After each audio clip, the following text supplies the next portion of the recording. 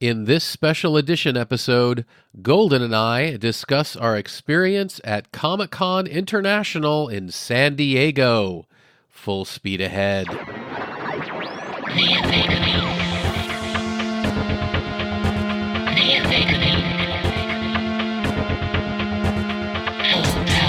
Welcome to the Omega Beam number 47.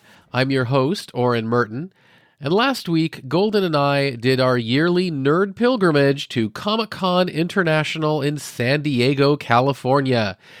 This was the 50th consecutive Comic-Con in San Diego. It began with 300 people in the ballroom of the U.S. Grant Hotel, and now it is a massive event with some, 500,000 people descending on the city of San Diego to celebrate pop culture and all its different fandoms.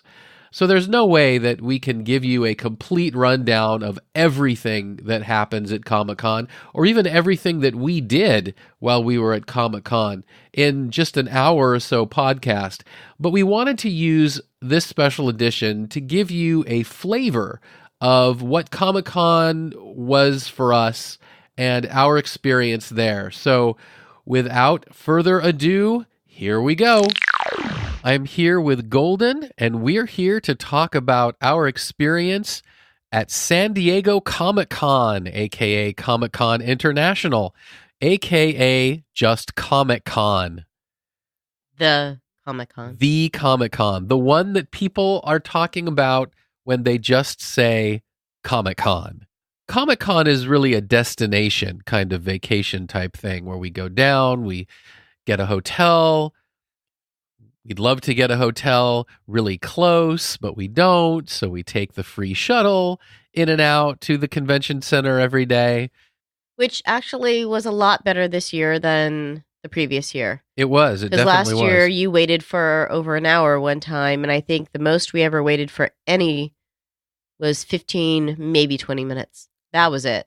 Yeah, it was very, very efficient this year, which was nice. I'm assuming that they got a fair amount of complaints last year, and they took them to heart, and they paid attention, and they made better on it this year. Well, so that's good to see. The one bus driver told me, I think there were I can't remember if he said 8 or 12 buses that were brought in from Vegas. Yeah. That are normally tour buses. So.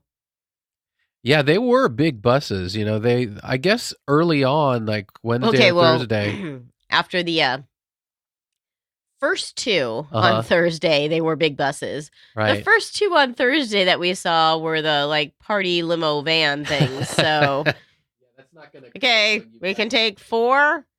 Okay, yeah, we can take 4 on this one too. And then a bus pulls up. I can take 50. There's much more like it when you've got, hundreds of thousands of people going to your convention. We stayed at the Courtyard Marriott, which is on Hotel Circle, right next to the Days Inn. And the people at Days Inn, they are all about hospitality for everyone that is going to Comic-Con. Yeah. They are out there to help with the line, handing out candy, handing out, wet naps, so you can take some wet naps with you, although I don't think they handed them out this year. But she's the one lady, I remember seeing her last year too, talking to the bus driver. How many can you take? Okay, let me get that for you. And really helping to make that part efficient. Yeah, and I think that goes with most of the hotels. I know that right near the convention center, the Hilton Bayfront, which shares a grass lot with the convention center, and that grass lot is where the overnight line for Hall H is.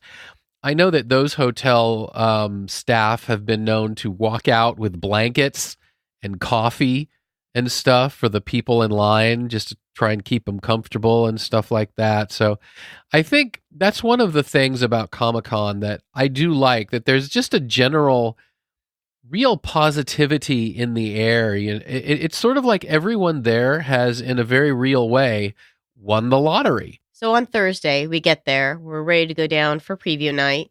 And we got in line, and the bus driver was not very experienced. So instead of parking at the front of the line, he ended up parking at the back of the line.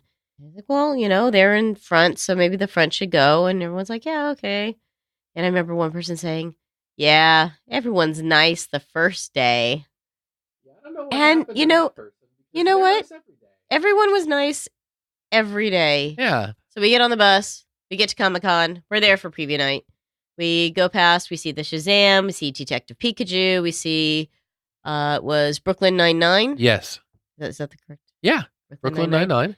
And go off to get dinner at Mary Jane's, which is now the International Hole of Pancakes. The interdimensional. Interdimensional Hole of Pancakes, which was very cool. Which is for those of you who don't watch it, that is from The Good Place. And Mary Jane's, which is the kind of attached Hard Rock Cafe hotel, always takes on some kind of theme every year, and it's different, and it's always fun. And in The Good Place, you can't swear. Right. So all of the waiters and waitresses are wearing shirts, and on the back of the shirt it says, "Holy shirt! It's the final season." That's right. I was sad to hear it was the final season because I love the show, but I always do appreciate it when a show gets to go out on its own terms and it's not just unceremoniously canceled. Yeah, the sort of atmosphere was fun. It had Good Place voices and music throughout the restaurant. It had sort of lighting rigs that would blinded the waiters and waitresses when they went off. Right, that would time off kind of explosions like you're going interdimensional. And if you were lucky enough to be right next to the speakers and lucky enough to remember your earplugs, then that also helped. Yeah. But for everyone else at the table, they were cringing every single time the music went off really loudly. And the booths had right next to them screens on which they were showing the last season finale of Good Place in a loop. And that was fun. But as Golden said, we ended up going 2 nights, once by ourselves and once with friends. And when we were there with friends, those screens weren't working, and we got the Windows blue screen of death, which was a lot of fun. All right, so you had mentioned preview night, and one of the fun things about Comic-Con in general is that it has a lot of special events and sneak previews and things that activations, previews. Yeah. And so clips. Wednesday night, which is technically before the first day, which is Thursday, they have 2 things. One is they have a sort of short 3-hour window where people can explore the exhibit hall before the show. And then in a room upstairs in the convention center, they have preview night, where generally Warner Brothers, but also some other studios, when they have something to show, will show off a pilot episode of a new show, etc., often months before it airs. And this time they were doing Batwoman, Pennyworth, Prodigal Son, and was there another one? The rest were just episodes early, so they could see an episode of the 100 and things like that. But anyway, I was mostly interested in seeing Batwoman and Pennyworth, Alfred Pennyworth, the butler for Batman. Batwoman was good. Yeah, we'd already seen Ruby Rose, the actress playing Batwoman, in the last crossover of the Arrowverse, where they took a detour to Gotham, and this is now her show. And so I knew the story of Batwoman. It's actually one of my favorite comics of recent times, and I wanted to see how much of it they would translate. And they translated an awful lot of it. Not all of it, but an awful lot of it. Some of it was changed. The Batwoman was rebooted in, I think it was 2001. And some of the stuff that they did there, it's now way out of date. So they made it more contemporary. But I think the CW really has it down with these superhero shows. They know, they've got the composers, they've got the effects, they've got the writers who know what they're doing and know how to structure it to keep it exciting and keep it moving, and they cast well. I enjoyed the cast. Yeah. And then that was followed by Pennyworth, Right? which I wasn't sure what to expect going in, and I was pleasantly surprised by the fact that it had a great cast, it had drama, it had action, and it had this wry sense of humor that was just wonderful. Yeah, I have to say, it's on Epix, which is a station that we don't get. So I was only moderately interested because I wanted to see what they were going to do with it, but at the same time, I didn't see us subscribing to Epix just for this one show. So I knew it wasn't something that we were going to be able to catch at home. We have friends who have Epix, so we could clearly go to their home and watch it. But I wasn't going to get the whole station just for this show regardless. And yeah, I did think it was very good. It had a great look to it. It had, like you said, great casting and great humor. I have to say that as much as I enjoyed it, because it takes place in sort of post-war England, I wasn't maybe as interested as I would have been if it was either a time or a place that I was more familiar with, but it was still good. I enjoyed some of the interactions between Wayne and Pennyworth. Sure. The pilots are interesting because they can't give away the story yet. They want you to watch the show, but at the same time, they have to touch on it so you know what you're getting in the season. And so they're already setting up that these two guys could come from different worlds, literally post-war America, which is this booming nation. It was in many ways, it was the United States at the height of its economic and political power, and England, which was coming out of a, massive downturn from the war. And they sort of, if not become friends, they at least learn to respect each other very much. And you can see the setup is that, okay, so whenever this series ends, we're going to understand that these two people have a relationship that's going to carry with them all the way forward to the point that Wayne is going to, give Alfred the keys to the castle, so to speak. It was good. And if you have Epix, then I would definitely give it a shot. Yeah, yeah. So we didn't stay for Prodigal Son. We didn't. And we decided to go to the exhibit hall where we managed to spend money within like 15 minutes of being in there. Yeah, we got and that was the only thing that we only had 15 minutes. So actually, I think we even had less. I think we had like 10 minutes before closing by the time we got there.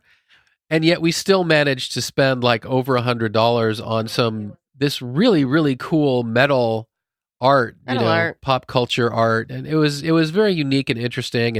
And that's another thing about Comic-Con that is so great. Yes, there's an amazing amount of opportunity to spend an amazing amount of money, but you are very directly putting money in the hands of independent artists, people who love this stuff as much as you do, people who could be, making logos, for a corporation, and maybe that is their day job, but people who put blood, sweat, and tears into this stuff because they love it. And you're not just paying some random retailer that money's going to go into a big corporate account. You are putting money in their hands. And I feel good about that. And we actually, the reason we did the exhibit hall when we came back from the merchandise thing, right? Because we wanted to go get the merchandise. We heard that the merchandise was open until 9 p.m. Right. So we checked with information. Information said, yeah, they're open until 9. Walked all the way over to the Marriott. Okay, you might as well just stay outside on the sidewalk instead of going inside, going up the escalator, down the stairs, around the corners. Just stay on the sidewalk and go in the doors that are closest. But we get all the way over there. The guys are like, oh, nope, sorry. They had too many people. They closed for the night. Exactly. So we went to the exhibit hall, grabbed 10 minutes, and then went back to the hotel room. Right. So that brings up another thing that we talked about, one of the very positive aspects of Comic-Con, that everybody is there because they want to be there. There's there's a great camaraderie. There's a feeling that we're all there to love some version of pop culture that we love so much. But one of the sort of less wonderful aspects, I don't even want to say negative, but the volunteer help, I appreciate that you can't tell everyone everything, that there's a lot of people, there's a lot of moving parts, but at the very least, I wish that everyone was given just a piece of paper that said any answer. If someone asks you a question and you don't know the answer, direct them here. Or even, you know what? Establish a website. Right. And have people that man the website and say, these are questions about Hall H. These are questions about where the real line is to get in before the hall's open. Here are questions about Ballroom 20. Here are questions about merchandise. And you have people man those different things so that when someone has a question, they radio it in. That person puts the question on the website and puts an answer. So there's one place for everyone. And then you have a sign that says, if the volunteer didn't have if the volunteer says, oh, well, I don't have an answer to that, but have you checked the website? There's the website. It's right up there. Instead of having a sign on the door that says, expect a delay of 25 minutes in the morning if you're lining up here, or enter, go into the line upstairs. And you ask them, where's the line upstairs? I don't know. What's that? Oh, no, I think that sign was only up for Wednesday. The sign was up the entire time, but no one could actually, even one of the people that said, ask me out front. I asked her. And she didn't know. What sign? Yeah, exactly. Oh, that sign? Yeah. Huh. And I like I said, I'm sympathetic to the fact that they have a lot of volunteers because they try and put staff in front of every room, to have a sound person in every room. Volunteers are not going to be able to know everything. Right. And that's completely understandable, and no knock on anyone who volunteers. But thank you for volunteering. Exactly. I do wish that there was, just like you said, a website would be great. But, unfortunately, there is obviously the comiccon.org website, but it's not updated. They have information for what to do when you get there, and that's it. There should be just a page for help during Comic-Con. Yeah, exactly. So Thursday comes around. I got on the bus early. And I think that was the only time that I really waited, and that was 20 minutes. Right. And I decided, okay, I'm going to go get in line, get in the merchandise line ahead of time, because, so I walk along the sidewalk, I try the doors, they're all locked. I have to go all the way around, go through the lobby, go up the escalator, around the corners, and there was a lady standing on the other side of the other door. She could have just let me in, but she just didn't. Right. And, oh, well, I'm sorry. No, we're done letting people up inside, so now I'm back on the sidewalk. Yeah.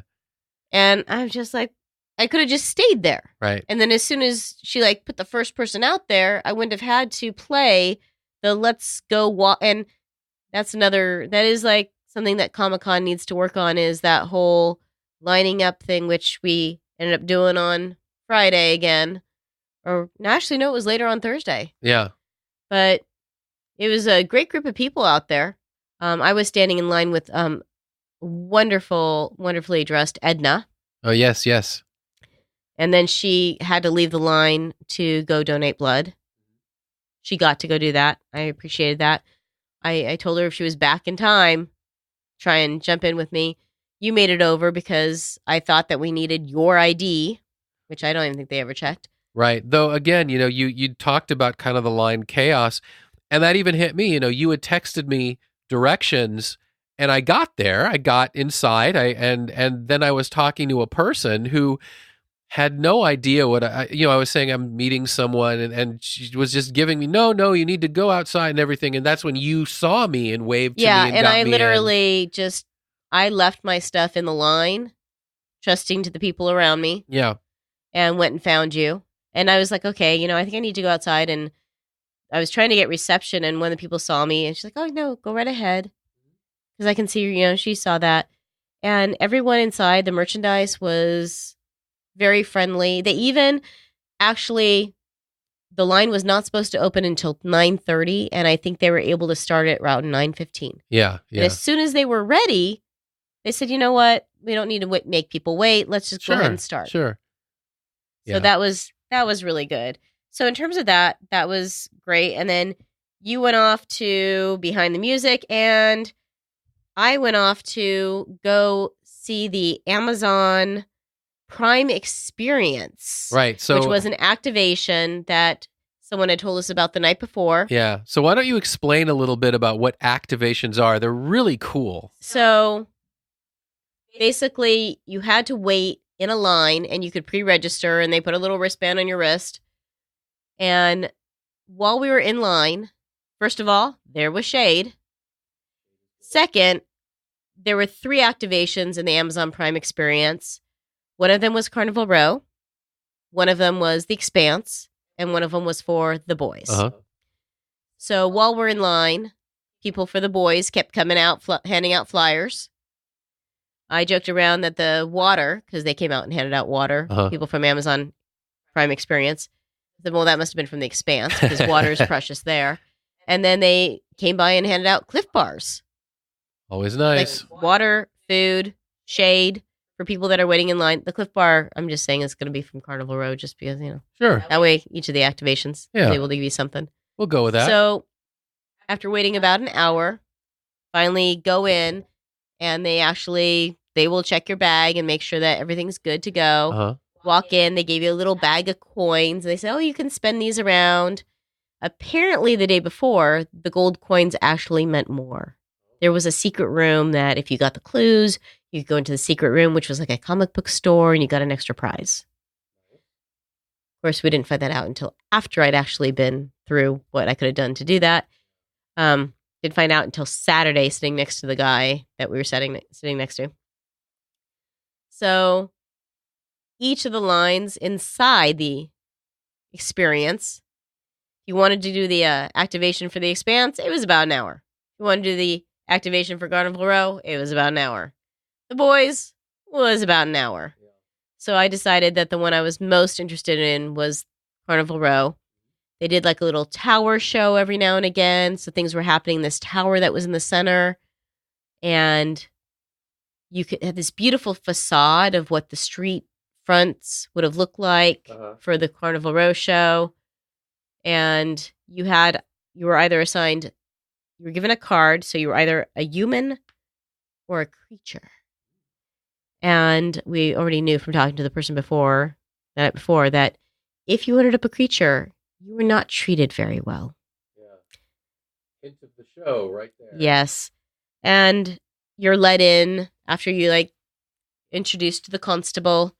You're let into the marketplace, and there's where you meet the creatures. And then you end up going into like a little speakeasy, which I ended up going into very quickly, so I didn't get to spend much time in the marketplace. There was a contortionist. There was a satyr that was introducing you to everything. There was another gentleman making sure that you had a place to sit.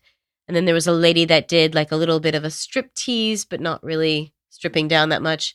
The last thing was her exposing her wings. And then a fairy or fae folk runs in trying to hide from the constables, and they come in and they're looking and searching, and then they have to clear out the entire thing. So it's very dramatic, and everyone that was there was just spot on. You really felt like you were in it, which was really beautiful. And then afterwards, you could use, before or after, you could use the coins to buy food, which you very much appreciated. Because I ended up bringing you back pretzels and churros and some fresh fruit, and they had water. Yeah. I said, well, can I get more than one? Oh, yeah, don't take as much as you want. Very nice. Yeah, I think activations are a great idea, and it's certainly one of the things that over the last number of years have gotten more and more popular as Comic-Con gets so huge. Here's the thing about activations, like the Shazam, Detective Pikachu, and all of those. You don't need a Comic-Con badge to participate. Exactly. And I was going to say, go, and if you're in the San Diego area and you don't have a badge for Comic-Con, you can just go do all of the activations. You're going to be standing in line for a little bit. Right. But you can still enjoy part of that. And I think there's a lot of other things that are going on down there in San Diego that neither one of us really look for, because we're not as much for the partying. Right. And I think that's one of the reasons, people ask me, how has Comic-Con gotten bigger? And the answer is it's gotten immensely bigger. While the convention center has always been capped, at 135,000 badges, there's a whole lot more people that descend on San Diego for Comic-Con because, as you've said, there's so many things around the city. There's Well, there was activations, there's a thing for there's the boys. There museums was a and Ripley, or shows. Believe It or Not. There's Yeah. more things happening now at the library. Yeah. There are a lot of other things. We didn't even get into the animation domination thing. Right. There's a carnival type thing that happens near where the bus lets us off and picks us up. Right. There was an entire this Comic-Con had two sort of milestones. One was this was the 50th Comic-Con, consecutive Comic-Con since it first began, and there was a bit of a celebratory feel about that. And this was also the 80th anniversary of the creation of Batman. So in Balboa Park in the middle of San Diego, Warner Brothers had the most extensive VR-equipped Batman museum installation that had ever been. So, and you didn't need a ticket, a badge for that. So there were so many things that you could go to that it's really gotten to the point that Comic-Con is almost more than Comic-Con. So you went to a couple panels. Yeah, as you said, while you were at the activation, the musician in me really wanted to go to see a couple panels with composers talking about their great science fiction, fantasy, and superhero scores. So I saw two of those. One was Behind the Music, which I was excited to hear from the composers of things like Jessica Jones, I think Samurai Jack, the music editor for Game of Thrones and Stranger Things, and then the other panel, the 7th annual Anatomy of a Superhero and TV Film Soundtrack, which I've seen like the last 3 years or so. That had the co-composers for Batwoman and the woman, I think the first woman Marvel's ever hired to compose a soundtrack for a major film, a Turkish woman whose name I unfortunately don't have at the tip of my tongue, but she was there.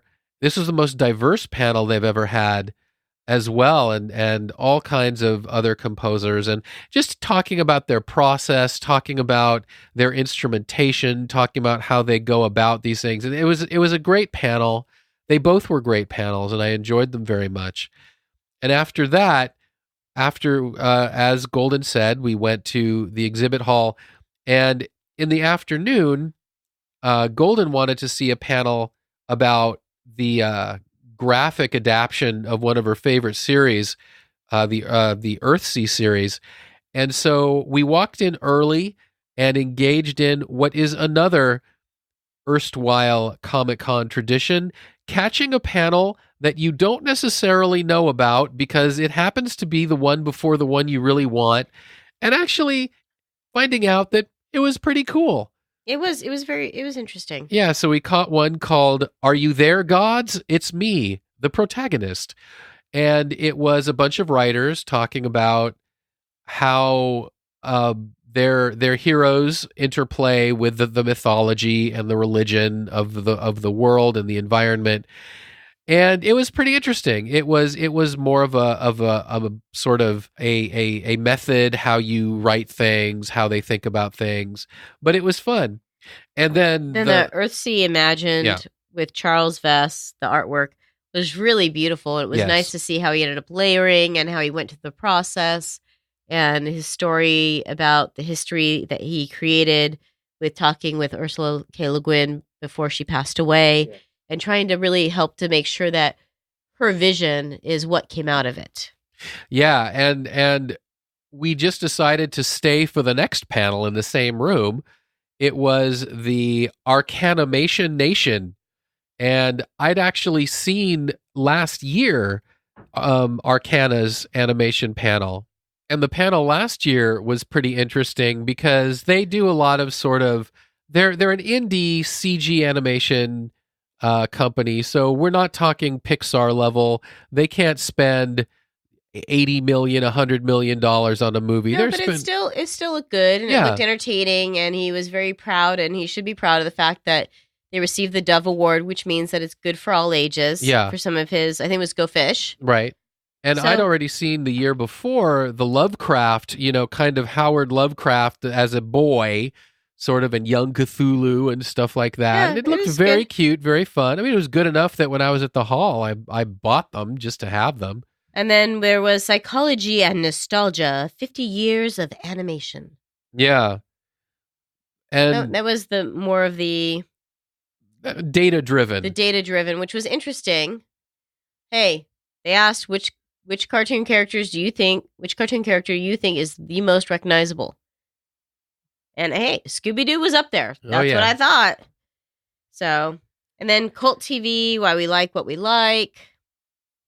Yeah, and that was interesting because it had, in addition to psychologists, it also had actors and actresses, and just a swath of life talking about the way we get into cult TV and what it does for us and stuff like that. So, these are more human interest panels, not giving information on the latest show or whatever, but they're fun to catch. And then we headed back to the hotel.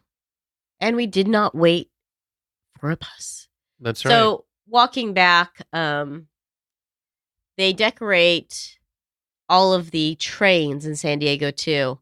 This year, there was a train that was Animation Domination. There was one for the boys. There was one that was the Dark Crystal, which is just kind of cool to see these Dark Crystal go past you. Yeah. Age of Resistance. Yeah, and that looks like a pretty amazing show. It does. So Friday, we spent a lot of time in the exhibit hall just seeing how all the various, booths were and what kind of stuff looked really interesting to us. And the afternoon is where we caught a lot of panels. And again, we ended up spending a lot of time in Ballroom 20. Right. And wasn't much of a line. Yeah, we walked right in. Yeah, we walked right in. Yeah, so we ended up catching some of what we really wanted to see was Carnival Row. And so we just got there early. And so we ended up catching part of the Entertainment Weekly Brave Warriors, which was a bunch of stars of shows that either had been, such as Game of Thrones, or were currently, like the Star of Krypton and things like that. And, all of those, like, sort of TV Guide. Oh, it was entertaining. Yeah. They were asking these guys questions that just made them kind of wiggle in their seats, like, right. Okay. And a couple of them were very honest about things that made them uncomfortable. Oh, yeah. Or interactions that I'm surprised that they would share something as intimate as they did.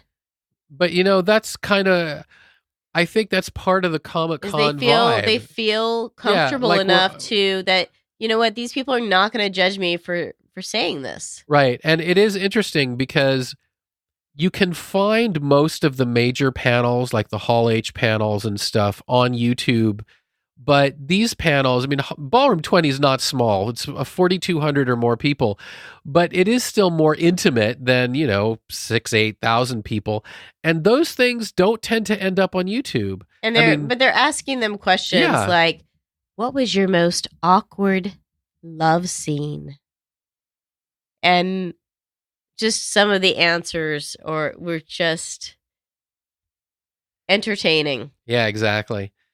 So after that one, we ended up catching the panel for the forthcoming Amazon Prime show, The Boys, based on Garth Ennis's comic series, The Boys. Which you were kind of skeptical or queasy or just didn't, you weren't too sure if they were going to be showing more graphic violence than the composer for The Boys was part of the soundtrack panel, and he basically said, all of them brought in like a 3-minute scene and talked about the composition of that scene and what they were aiming for and what they were doing.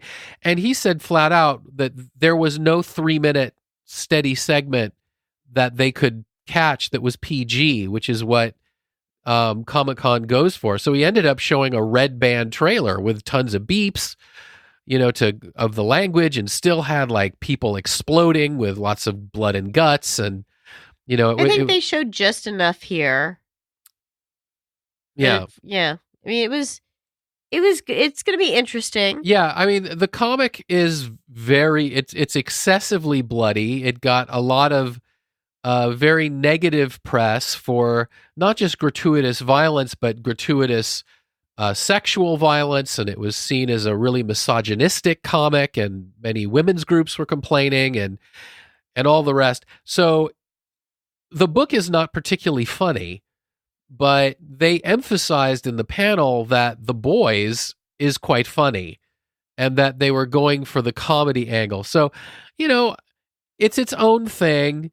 I can't say that it's something I'm necessarily going to watch, but I was left with a more open mind than I walked in with. So the panel did that successfully for me. And then we saw Carnival Row, which is what we were really waiting for. Which I was sitting next to a gentleman who I wish I had been sitting next to on Wednesday instead, because he's the one that told me, oh, this is what you should have done in the activation. Right. If you wanted to go into that secret room. And he said that he has seen The Boys, the first 2 episodes, Carnival Row, the first 2 episodes. And he said and I can't remember what else he said, but he said Carnival Row was just wonderful. It looked really good. I mean, it looked like a movie. I mean, it was starring Orlando Bloom, who's obviously well known in fantasy circles for Lord of the Rings. And the cast said that it was like going into a different world when on set. Right. The one person playing one of the creatures was like, oh yeah, no, 5 hours of makeup was worth it. And that the director was very conscientious of the fact that this person is going to be in makeup for 5 hours. So on days that he's in makeup for 5 hours, we're going to take advantage of that. Yeah. And any scenes that we need to film, we're going to try and fit those in on those days. Yeah. And speaking of conscientiousness, I have to say, one of the things that appealed to me is that as a writer, what I try and do, what I really appreciate when other fantasy writers try and do, is fantasy is a wonderful way to explore modern society and what we are dealing with as a society and the problems before us, but to do so in a way in which we can take a sort of neutral look and look at it in fantasy. But if you remember, they made the comment that he wrote this a very long time ago. And someone said, wow, reading it now, even today, though, this is so true to what's going on. We're still dealing with the same things we've been dealing with just as a people and as a culture. And I really appreciate that, this is a very relevant story about immigration, about treating others, about colonialism, about all of the stuff that, or at least that's what we think it's going to be about, because we didn't actually see the entire first episode. Yeah, we didn't get to see the first episode, but we did get like 3 or 4 vignettes and the trailer. So then after that was TV Guide fan favorites. Yeah, and that was fun. They had some of my favorite actresses from the DC superhero shows, and they had other people whom I don't necessarily remember at this moment. But it was like the EW Brave Warriors. It was kind of making them a little uncomfortable and getting personal, but it was really good. I remember at one point, the actress who plays Iris West on The Flash, Candace, and I don't remember her last name, was asked about the sort of hate that she got when she first took the part, because Iris West in the comics is white. And she was getting a lot of bashing and a lot of hate for being a black woman playing this white part. Some people, they just get all bent out of shape. How dare you change their fictional characters? And she was talking about how important it was to her and how much it meant to her to have this impact on other people, to have people who looked like her be able to see someone on these shows and look up to her, and that all the positive feedback she's gotten over the years made all the hate worth it to her. And she was very emotional when she said that. And it's impactful. It's impactful to hear things like that. And so I'm glad for these panels. That was entertaining. And then we stuck around for the world premiere, Batman Hush. That's right. Every year, I think almost every year I've ever gone to Comic-Con, I make a point of catching the world premiere of that season's DC animated movie and 80th anniversary of Batman's creation. So they brought a brand new Batman movie, Batman Hush. I have to admit, the comic is very, very famous and very popular. The Batman Hush series, it was Jeff Loeb, it was Jim Lee. I never read it. Which really surprised me. Yeah, you'd think I would have, but it's just one that it just sort of I always thought about reading it, but somehow there was I always other enjoyed it. things to read. It was a great animated film. It was arguably the best Batman animated film I've seen, at least that I've seen in a very long time. So it was very well done. And I very much appreciated that a couple of people asked questions after, and they said, "Oh, hey, you changed this. Why did you change this?" And their answers were very thoughtful. Yeah. They thought through how they wanted to change it and why they would want to change it. Yeah. Very much so. So yeah, and that was our Friday night fun, and it is a lot of fun to see these movies. I mean, they're great on your own TV, and be sure if you've got DC Universe, you can stream them when they hit it, or if you got Blu-ray or buy it digitally, you can watch it at home. But it's really, really cool to see it in a huge venue where everybody's laughing, where the sound is ginormous and everything. And they always make a point.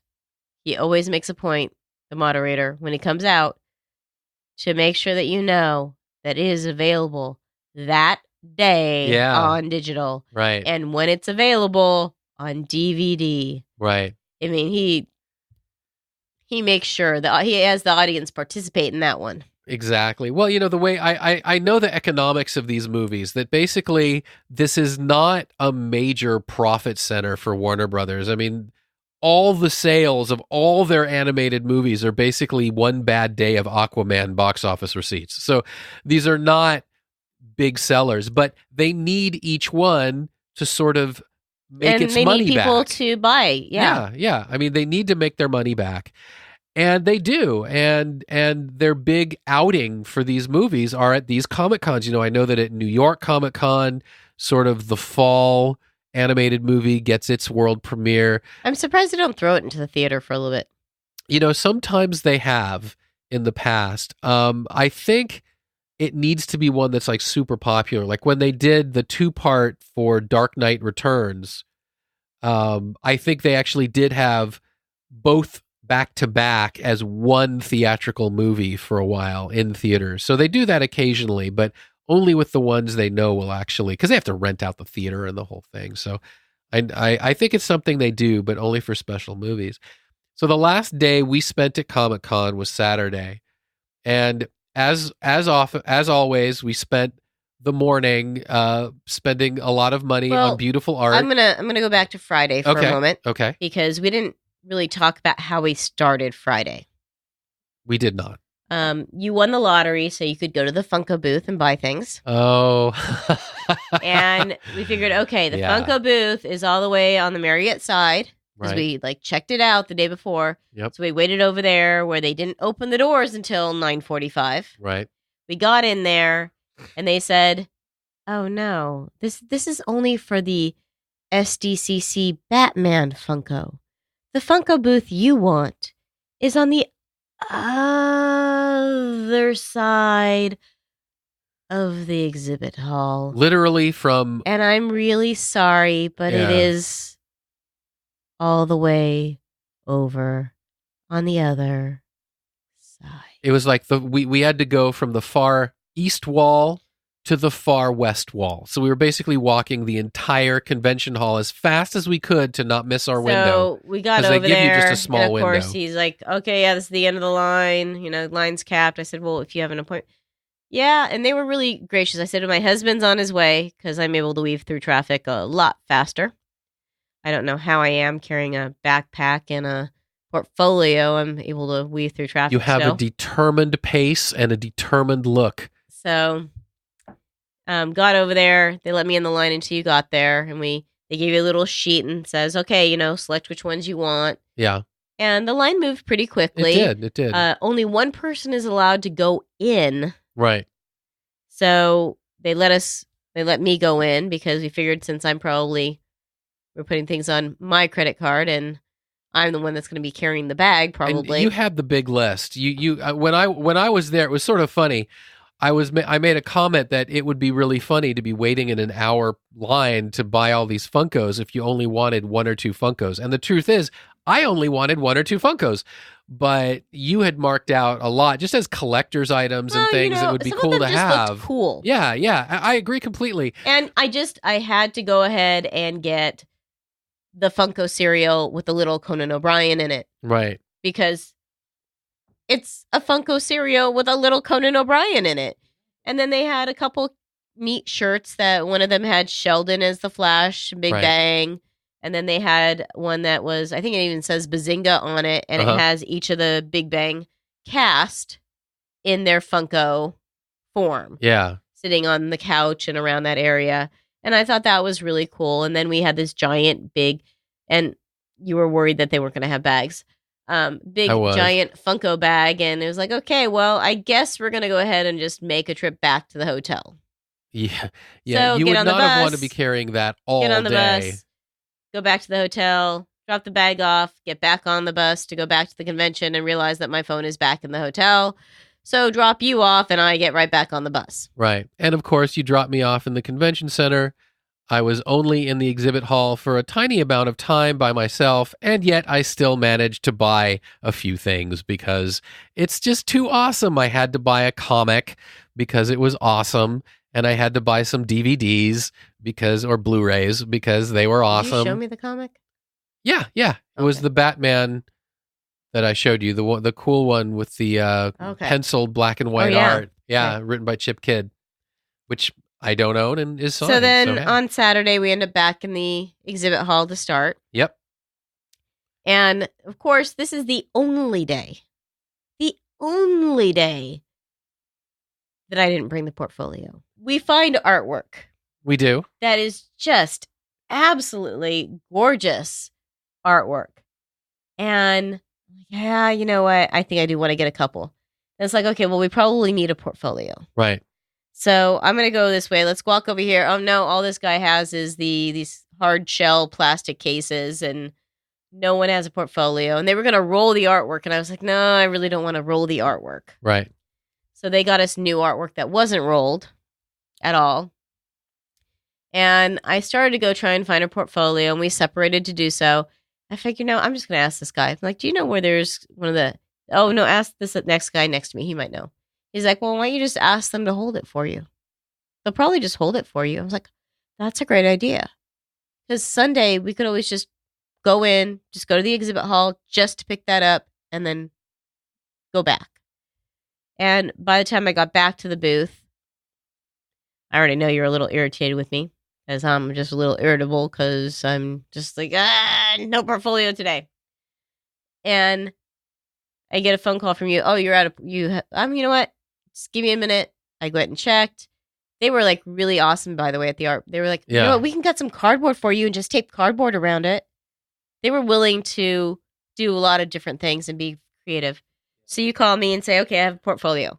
Yeah. Give me I found one across the convention center. Yeah, right next to the SDCC Batman Funko. Seriously. Yeah. So I go to buy the hardcover plastic to then put inside the portfolio too, just to give it a little bit more support, and pass by Mike Magnolia with a 25 years of Hellboy. And I know how much you like Hellboy. So there are these signed number of little books that I'm like, okay, I'm gonna get one. So he wrote to Orren in it. And I took this great picture of him holding the book. And then afterwards, I realized that his face kind of is facing the same way and same position as the Hellboy on the book. Yeah. And on the poster behind him. Yeah. So I had them hide that on the back of one of the pieces of artwork in a brown bag. And I didn't know it was there. So like, nah, I'll you get to find out later. But so we had a fun time in the exhibit hall. Definitely. We bought dice. And you're not going to be able to, the people that we play D&D with are going to be excited about the fact that the DM now has a die that he can roll to see which body part he can do a critical hit on. Yeah. Everybody needs a critical hit die. And a couple just fun dice. There's one that, if you roll a 6, it says Bazinga on it instead. Yep. So there were some risks. Oh, and we had to also get the rock, paper, scissors, Spock dice too. Obviously, yes. So just some fun stuff. And then it was time for the line. For the 2 hour and 30-minute line. Well, it actually wasn't as long as it was last year in terms of length. Right. But here's the thing. They shut the line. On Thursday, and this is where, on Thursday, this line basically goes, I would say like a quarter of a mile. Yeah.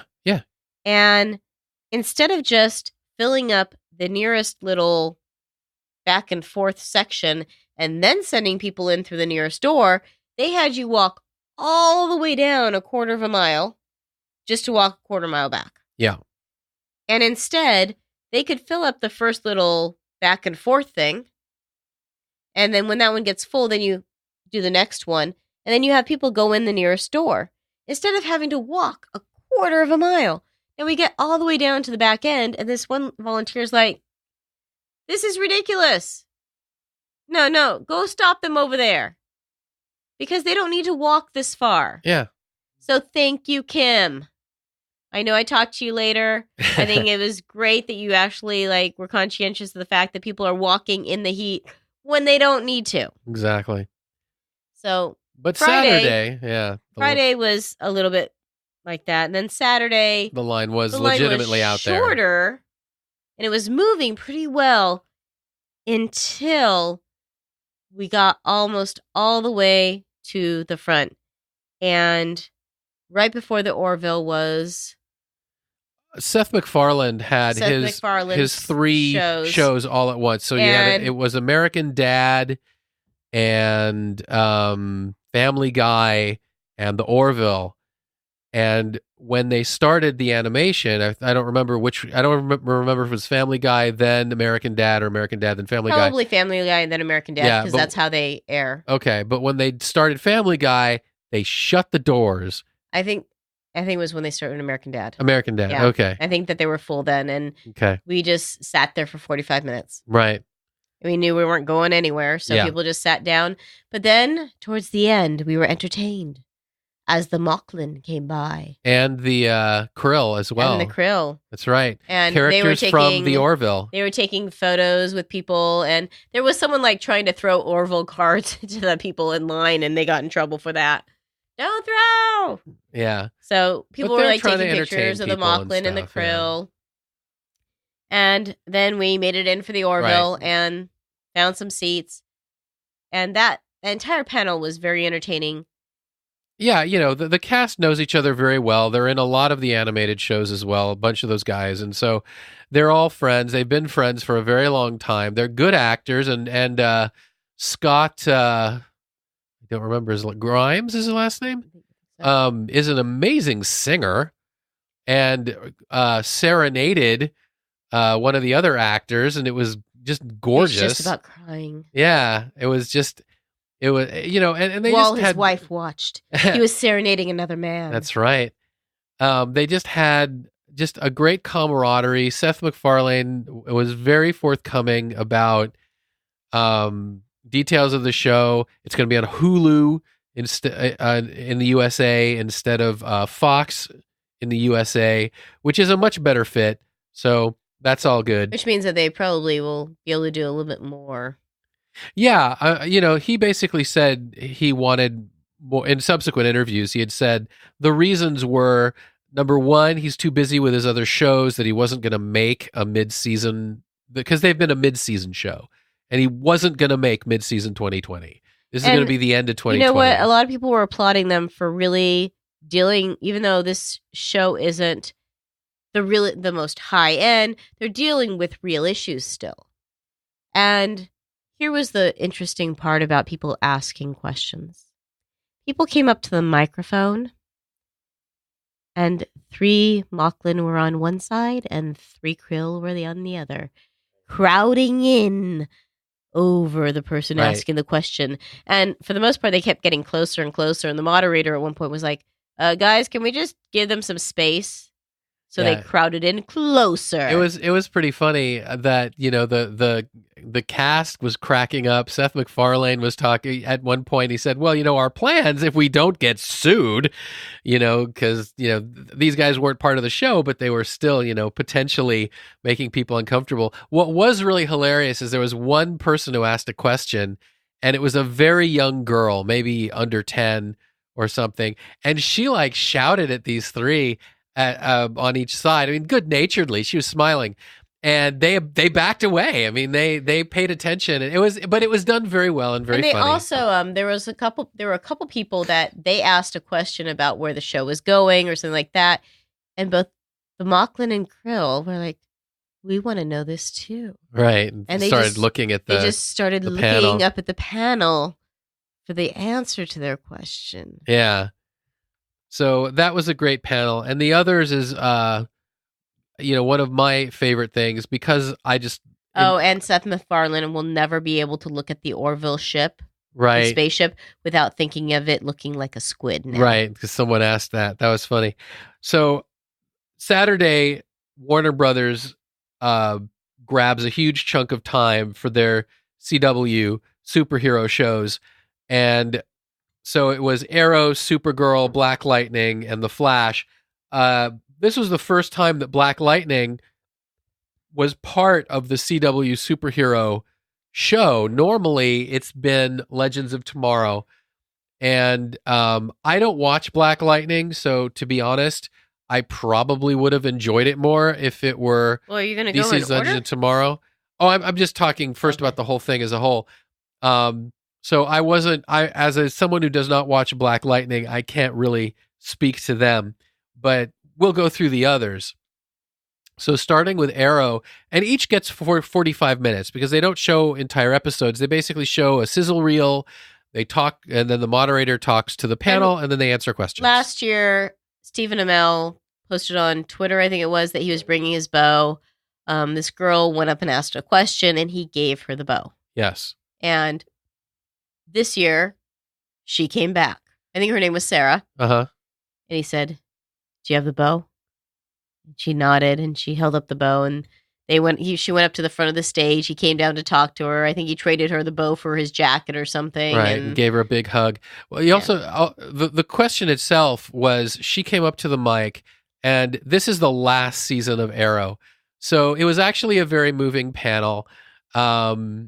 The moderator asked the other actors basically for sort of their experience working with Stephen Amell.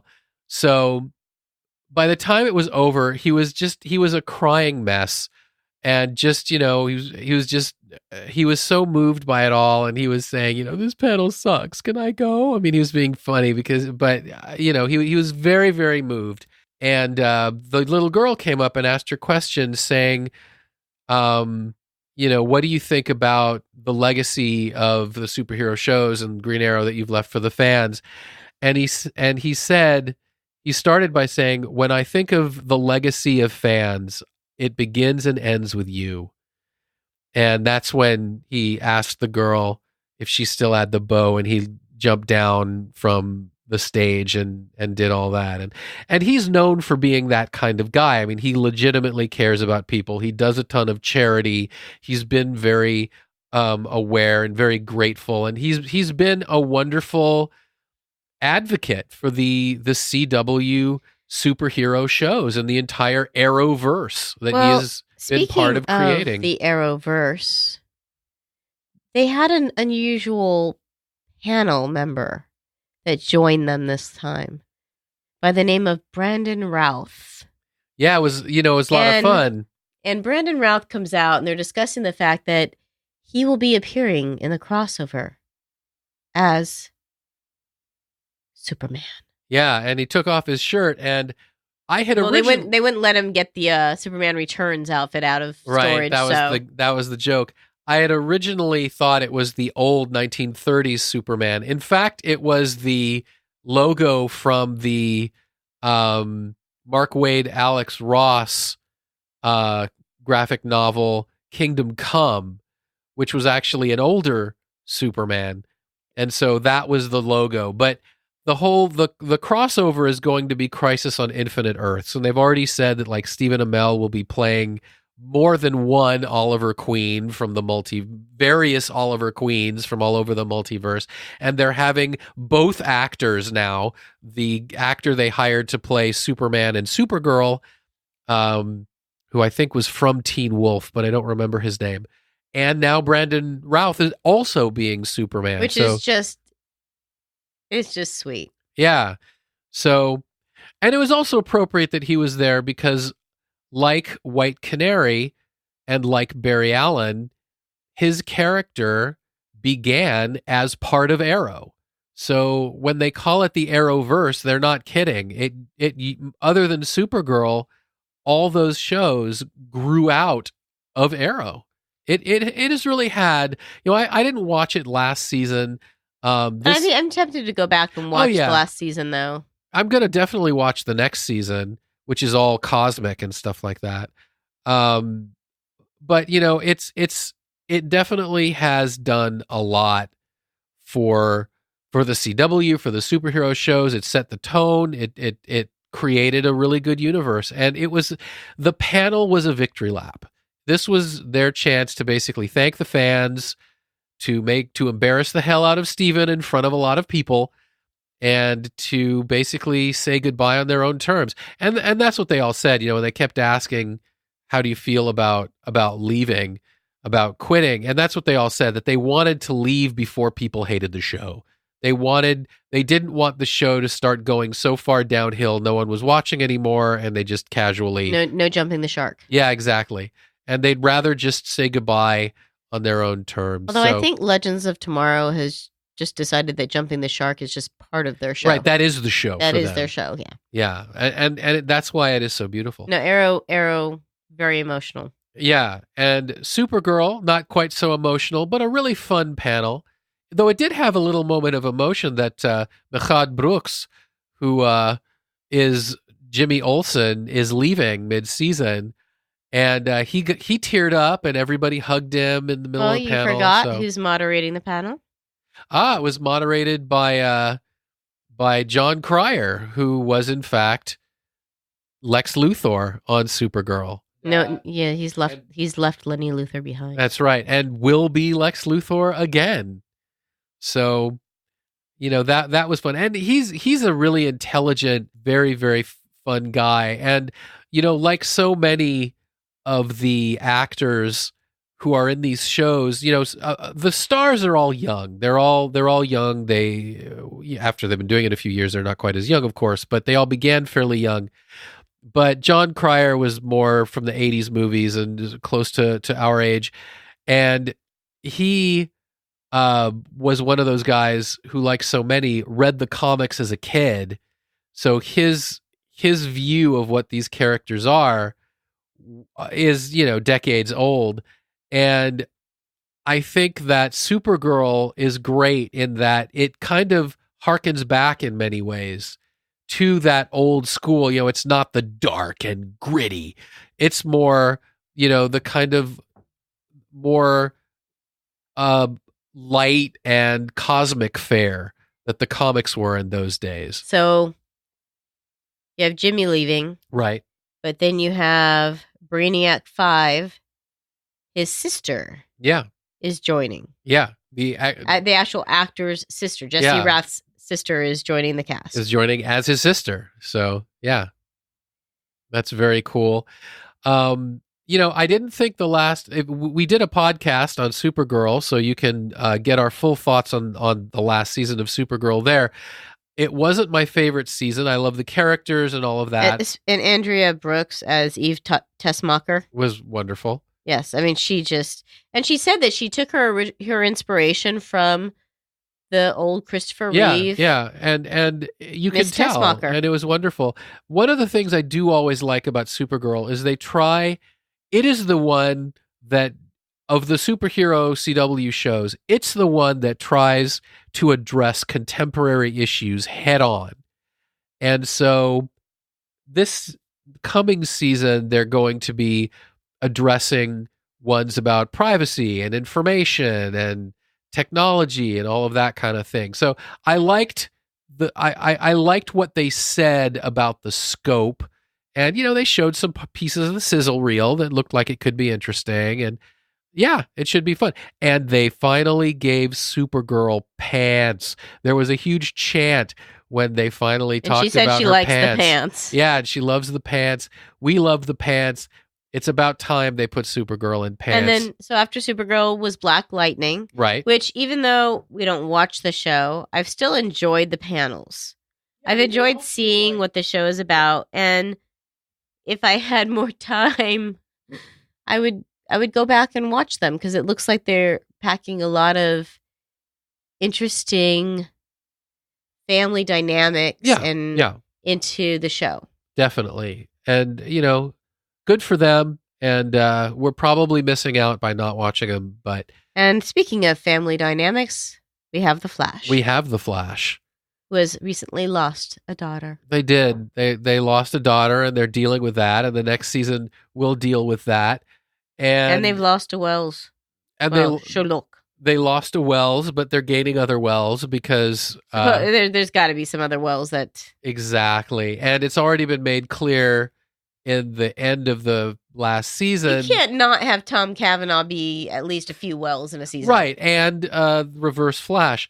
The Reverse Flash has a big deal to do with the crisis. So, and I'm guessing that you'll have multiple characters. Of course, playing, he'll be playing a lot of characters. No, multiple characters playing Eobard Thawne could be, and that was again a really fun. Or multiple actors playing. Yeah.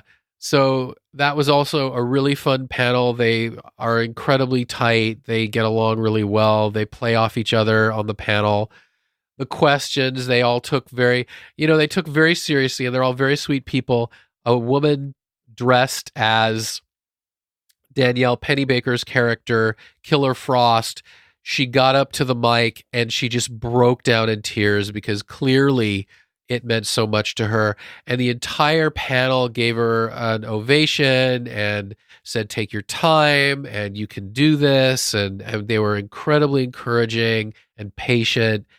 And, it's just that's the kind of people they are, to the point that it was actually slightly irritating at the end of the panel because, Golden, you had left during the questioning because you had a friend doing a signing down in the IDW booth. I'll talk about that in a moment. Right. So my experience up at the Flash was when it was over, we were sitting at the very front. So I got up to leave. And of course, the people at the front with their little phones out, they want to get pictures. They're saying, hey, Grant. And of course, Grant Gustin, who plays the Flash, he also, like all of these CW stars, he's so personable and he takes the fans so seriously.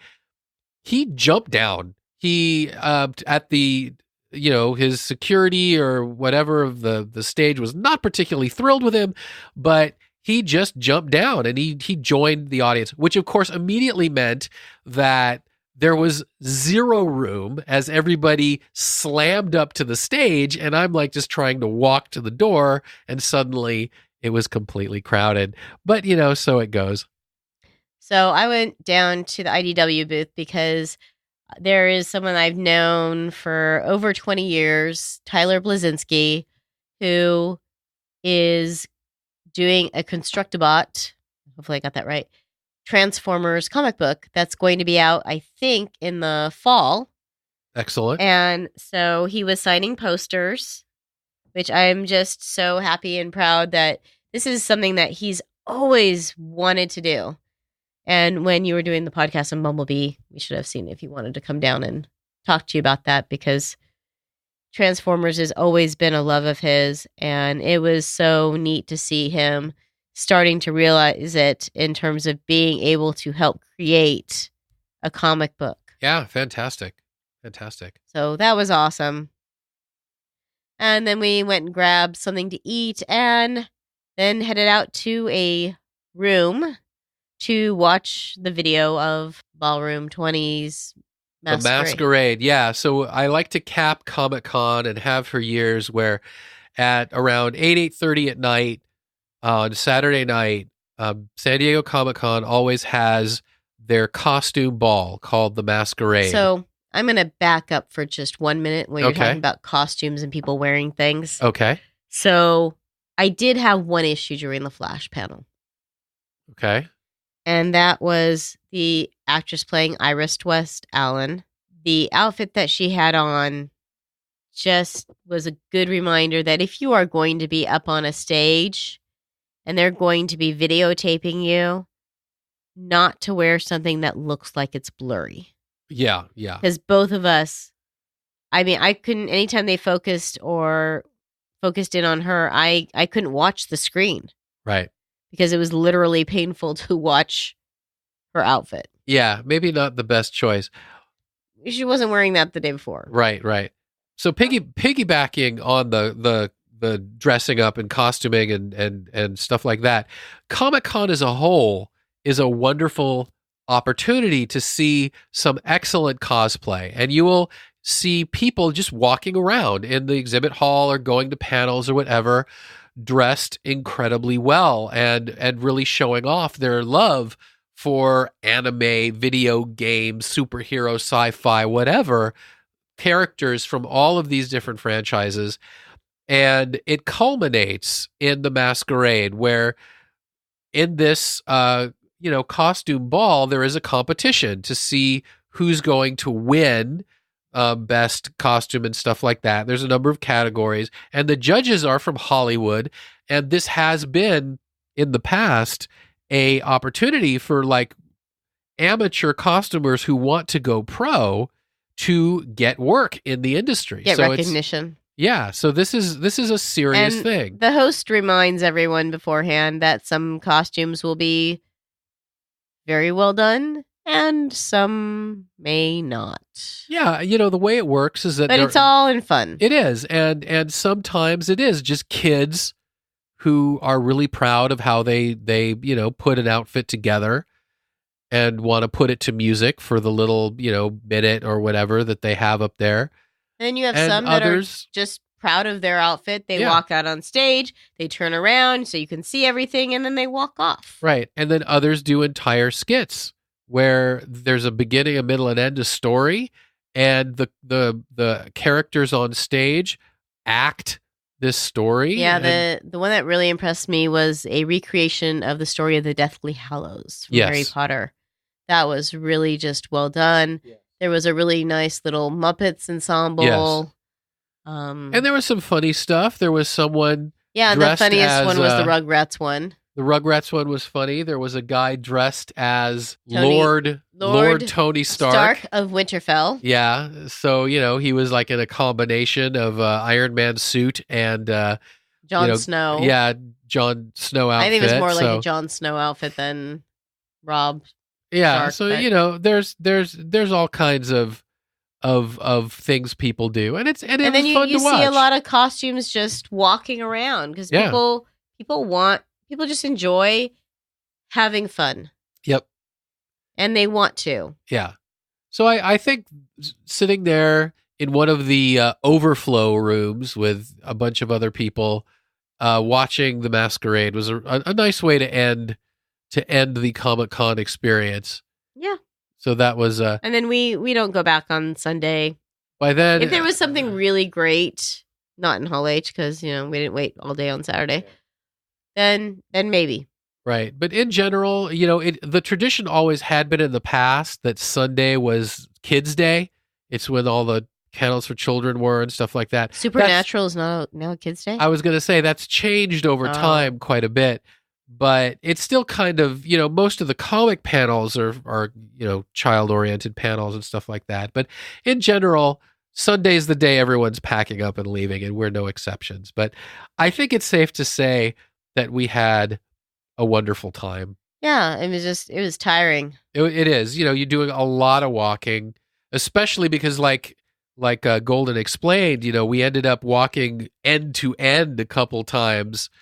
And so you're really, you're walking miles and miles per day, the equivalent of. Plus, from the convention center to the shuttle stop a quarter mile away or whatever, half a mile away and all that. So it adds up and you do a lot of walking, but you also do a lot of snacking. So it all works out. We brought snacks. We did. And they were really We brought kind of healthy snacks. We got healthy snacks, and One day I decided to just go get a hot dog with no bun, and they were very gracious about that. I decided to get a burger with no bun. They were very gracious about that. Yeah. What we didn't mention was it Thursday that we saw the SCA? Ah, yes. Doing all the sword fighting out on the balcony? Yeah. We did get to catch some people in armor beating each other up, so that was fun. That was fun. Yeah. And just as a side note, if anyone does have an extra little San Diego Comic-Con International Batman anniversary figure, Funko figure that they, don't mind parting with, please contact Orren Merton. we have Funko to trade. Yeah, so it was a great experience. It's a lot of fun to walk around. It's a great attitude. I have read online occasionally in years past people talking about having negative experiences. I remember reading one time one woman on Tumblr had been upset that she had felt harassed and things. And these kind of things do happen. In any large crowd, it's inevitable that you're going to get someone who's a jerk. But I have to say that my experience and the experience of those people that I've spoken to and that I've met and that I've seen has always been very, very positive. And if you go to Comic-Con, then keep it positive. I was sitting. You can next be to nice on all the days. Yeah, exactly. I was sitting next to one guy on the shuttle who was making jokes and made me laugh and stuff. And he said, he's all, my goal is to make a stranger laugh every single day. And that's great. I mean, that's just the kind of positivity that I think, you release it into the air and it just makes everything better. Yeah, we were standing buying dice, and there's this kid standing next to us, and he's asking his dad, "Okay, this one's $1.50. I have $1.20." And you can see his dad like, "Well, okay, I don't know if I really want to give him another $1." So I told the lady, "It's just, hey, put his die on my tab. I'll pay for it." So before we left, I was like, "Hey, kid, first one's on me." And his dad was like, "Oh, that's so nice." Yeah. It's a die. Yeah. It's a die. It is. But he's going to remember this die. Yeah, exactly. He's just going to remember the kindness of a stranger. And that also reminds me as well, one of the things that is I really enjoy seeing is every year Comic-Con the crowd is more diverse. That every year it's more evenly male, female. It's not just just for middle class white kids. There's like every ethnicity, every shape, size, orientation. It's all there. It's all and represented, it's so nice. and everyone gets along. You know what? I did miss one thing though.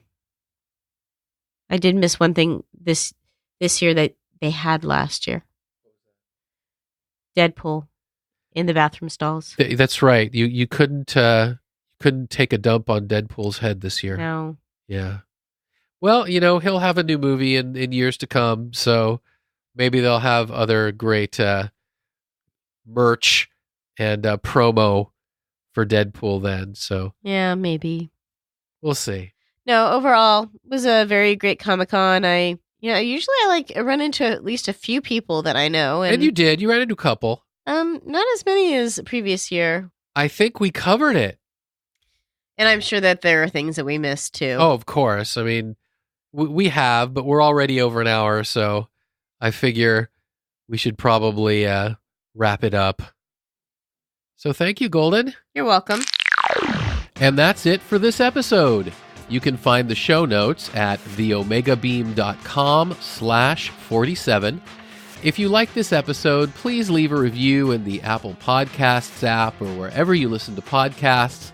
If you've got comments or suggestions on other special editions or panels or movies that you'd like us to do, please drop us a line at info@theomegabeam.com. Be good to yourselves and each other, and we'll catch you next time.